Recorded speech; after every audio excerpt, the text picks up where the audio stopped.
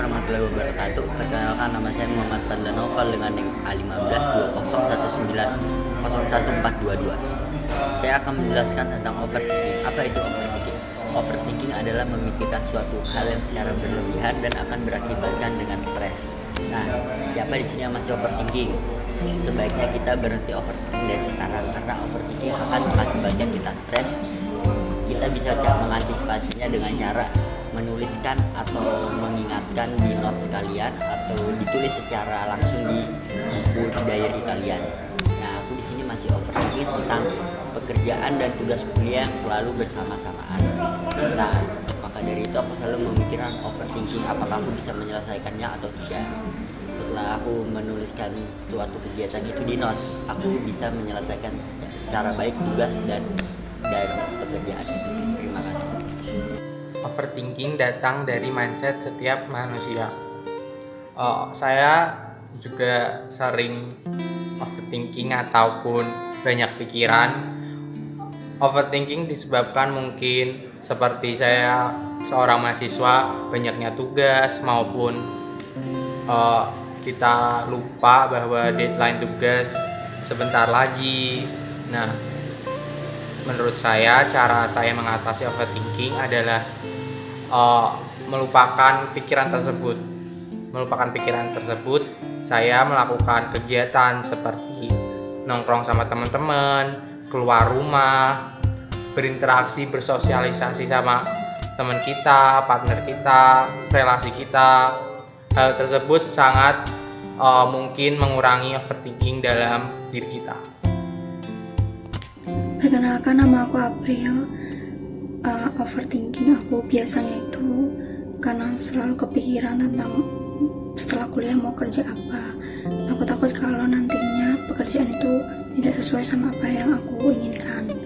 Maka dari itu aku cari solusi. Sekarang ini aku lagi coba untuk cari lingkup pertemanan yang suportif buat aku ke depannya. Lalu aku juga cari kerja sambilan untuk ngembangin minat dan bakat aku. Terima kasih. Halo semuanya, jadi kenalin, nama aku Alia. Jujur aku baru tahu overthinking itu pada tahun 2019, dan aku ngalamin overthinking yaitu pada tahun 2020 bulan Juli dan Agustus kemarin. Jadi overthinking yang aku alamin yaitu ketika aku ada masalah, aku percaya sama orang tapi beberapa orang ngecewain aku. Di situ mulailah aku overthinking. Apa yang aku overthinking yaitu yang pertama, aku nggak percaya sama orang. Siapapun itu aku nggak percaya. Aku nggak bisa bahagia, orang-orang selalu ngeremehin aku, dan semua orang datang ke aku atau aku ada belakang doang.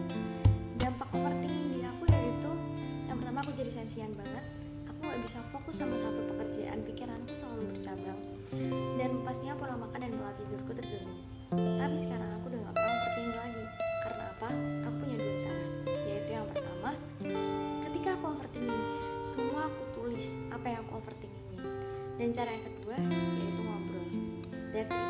Let's go to the next. Halo teman-teman, aku Istiqomah Anissa. Aku mau berbagi sedikit pengalaman aku tentang overthinking. Apa sih itu overthinking? Overthinking adalah terlalu memikirkan segala sesuatu hal secara berlebihan, dan dampaknya bisa capek fisik dan juga psikis. Aku dulu tuh takut banget nih sama perspektif orang, kayak gimana nganggep aku, gimana gitu deh. Nah, terus aku nggak bisa nih, aku ngerasa nggak nyaman kalau aku kayak gini terus karena aku ngerasa capek. Dan aku berusaha untuk cari solusi dengan nambah teman, terus ikut UKM, radio, biar aku bisa bicara di depan umum. Terus aku juga berlatih untuk bekerja gitu loh. Jadi nambah relasi, nambah teman, nambah pengalaman juga. Jadi biar aku bisa berani ngomong ke orang-orang yang baru aku kenal. Sekian. Halo semuanya, aku Angelia Fariska. Jadi kali ini aku bakal ngebahas tentang insecure. Apa sih itu insecure? Insecure itu sebuah perasaan yang ada dalam diri kita, yang kita tuh sering banget merasa kalau kita tuh kurang baik, kurang ini. Kita sering malu terhadap diri kita nggak puas terhadap diri kita. Padahal kita itu harusnya lebih self love terhadap diri kita. Karena dari self love itu kita juga bisa belajar untuk bersyukur atas apa yang udah kita punya. Kita nggak perlu kok ngebandingin diri kita dengan orang lain, karena apa yang kita punya itu bisa jadi kan orang lain tuh menginginkan hal itu, dan kita ternyata yang udah punya ternyata kita kurang bersyukur. Jadi buat kalian kurang-kurangin deh untuk berpikiran negatif tentang diri kita. Lebih baik kita kayak menghargai diri kita dengan cara mungkin bersenang-senang dengan teman-teman, mencoba berbaur dengan teman-teman yang lainnya, membuka diri dan berkenal dengan. Halo teman-teman, perkenalkan nama saya Nisa Mahmuda. Di sini saya akan berbicara tentang insecure. Nah, merasa takut, malu, dan kurang percaya diri merupakan hal yang sangat manusiawi, dan saya pikir pasti semua orang pernah merasakannya.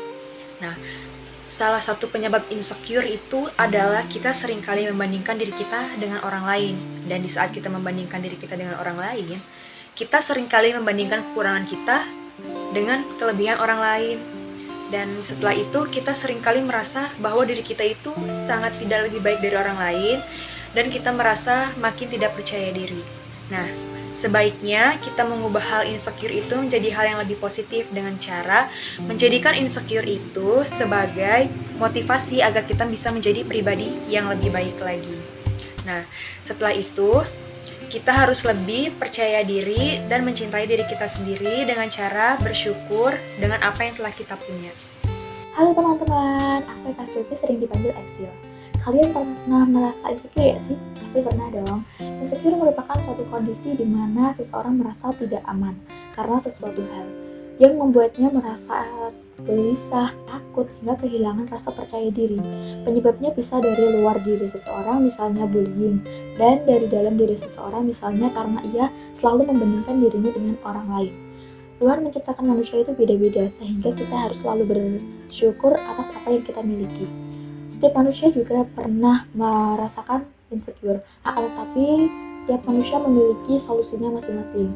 Ada yang menjalankan hobinya, ada yang solo traveling kayak aku. Lalu manusia itu memiliki keunikan masing-masing. Jadilah versi terbaik dari kalian. Sekian dari aku, Eka Silvi. Terima kasih. Halo, aku Kintan. Tahu gak sih, pasti kita semua pernah merasakan insecure. Apapun itu, tak terlebih diri saya sendiri. Karena kita punya hak untuk merasa baik, percaya diri, cantik, ganteng, apapun itu yang kita lakukan untuk diri kita sendiri tanpa persetujuan orang lain. Baju lo kok hitam semua sih? Nggak natural deh pakai extension. Kok lo suka banget pakai lipstick? Mungkin itu beberapa pertanyaan yang kalian sering dapetin juga. Semua orang punya cara untuk menutupi kekurangannya, dan kita harus menghargai itu. Menemukan kekurangan orang lain mungkin menyenangkan bagi beberapa orang, namun hal itu tidak membuat diri kita menjadi lebih baik dari orang lain. Hai, saya Ketsa.